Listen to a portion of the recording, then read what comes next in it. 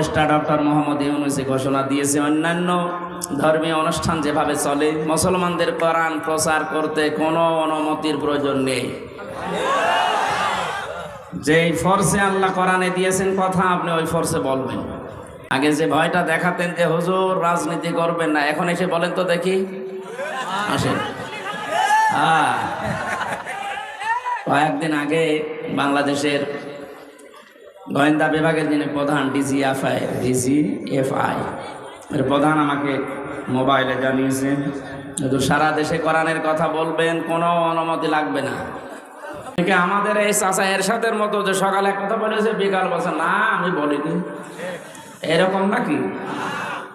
এই জন্য জালেম যারা, বড় আফসোস লাগে আপনার জন্য। আপনার দুনিয়াও শেষ, আখিরাতও শেষ।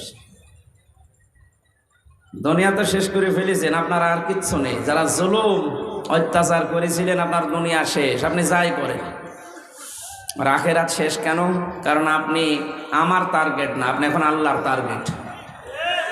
ইন্নামাস সাবিলু আলাল্লাযিনা ইয়াজলিমুনান নাস, সূরা শুরার 42 নম্বর আয়াতের প্রথম অংশে আছে। আল্লাহ পাক বলেন আমি নিজে জালেমদের বিরুদ্ধে অভিযোগ দায়ের করব, কেস করব, মামলা দেব। জালেমের বিরুদ্ধে কিয়ামতে মামলা দেবে আব্দুল গফুর সাহেব। কে? আপনি ভাবতেছেন কত কঠিন কথা এটা। জালেমদের বিরুদ্ধে আজ দেশের কিছু মানুষ মামলা দিয়েছে, তাই ওদের অবস্থা যা দেখলাম। গত পরশুদিন আমার হাজিরা ছিল, আমার মামলা সব ঢিসমিস হয়ে গেছে আলহামদুলিল্লাহ। আমি বের হয়ে আসতেছিলাম আদালত থেকে, দেখছি আল্লাহর এক পাঁজি বান্দা, হাজি সেলিম না পাঁজি সেলিম, এর নামে হাজি লাগালে গুনাহ হবে। ওর যে চরিত্র এখন সব ফুটে উঠতেছে। এজলাসে দাঁড়িয়ে দেখলাম হাওমাও করে কাঁদতেছে, আর আশপাশে যারা দাঁড়িয়ে আছে গালি তো 1 নাম্বার না, সব মানে 7 নাম্বার গালি দিচ্ছে। কি করলো বলেন তো এই লোকটা? জীবনটা শেষ করে দিল, দুনিয়াও শেষ, আর আখেরাতে তো হাজার হাজার লক্ষ লক্ষ মানুষের মামলার আসামি হবে এবং আল্লাহ নিজে ওর নামে মামলা দেবে। এই জন্য এই জেলাতেও যারা জুলুম করেছিলেন আমরা দেখলাম অনেকে লাথি খাচ্ছে। আপনাদের এই এলাকার মনে হয় না, একটু দূরে যেখানে হয় হোক, লাথি খাচ্ছে যদি এখনই, তখন চোখ বন্ধ করতে দেরি, ফেরেশতাদের লাথি খাবে। কারণ আলেমদের নাম যে লোক তেতুল হুজুর দিতে পারে, ওরে লাথি না অন্য জায়গায় কিছু দেওয়া দরকার। এত বড় শয়তানকে আল্লাহ যে এই জেলায় দিয়েছিল, আল্লাহ কি যে করেছে, আর জেলা পাইনি। ওর জন্য সারা দেশে যে আমার মুখ ছোট হয়ে যায় না, আপনি ওই জেলার লোক কি করবেন? তারপরেও বলি ভাই আমার বাড়ি কুষ্টিয়া সদর থানায়, ওই থানায় না, জেলা তো একটু ঝামেলায় আছে। আল্লাহ যেন এই সমস্ত মানুষদেরকে আর আমাদের সামনে নিয়ে না আসি। এগুলো সমাজের জন্য, দেশের জন্য, জেলার জন্য ক্যান্সার। এখানে দল মত নির্বিশেষে সবাই আমরা আছি, কারণ সবার আত্মীয় স্বজনই মাটির নিচে আছে।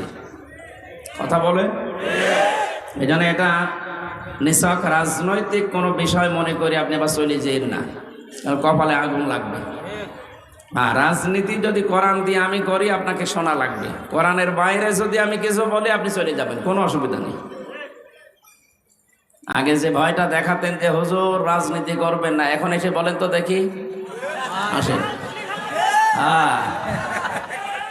কয়েকদিন আগে বাংলাদেশের গোয়েন্দা বিভাগের যিনি প্রধান ডিজিএফআই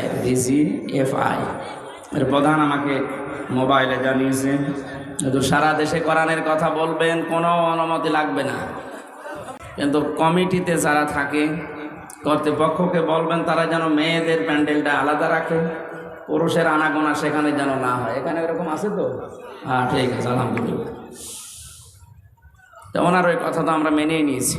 সুতরাং এখন আসেন, মাইক কেড়ে নেয় আলেমদের সামনে থেকে, এখন আসেন দেখি আপনার বুকের পাঁঠা কত।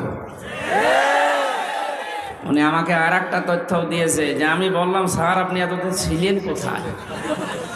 বলছে আমি কয়েকদিন আগে দায়িত্ব পেয়েছি, আমি ছিলাম না, আমি এখন মুসলমান হিসাবে যা করা লাগে আমি করব। আপনারা কোরআন প্রচার করেন, কেউ যদি কোনো জেলায়, কোনো থানায়, কোনো ইউনিয়নে বাধা দেয়, শুধু তার নামটা আমারে দেবেন, ওর ঠ্যাং ভেঙে ফেলবেন। আমরা তো এইটাই চাচ্ছিলাম, যে দেশে কোরআন বিরোধী কোনো মানুষ যেন মাথা ছাড়া দিয়ে উঠতে না পারে।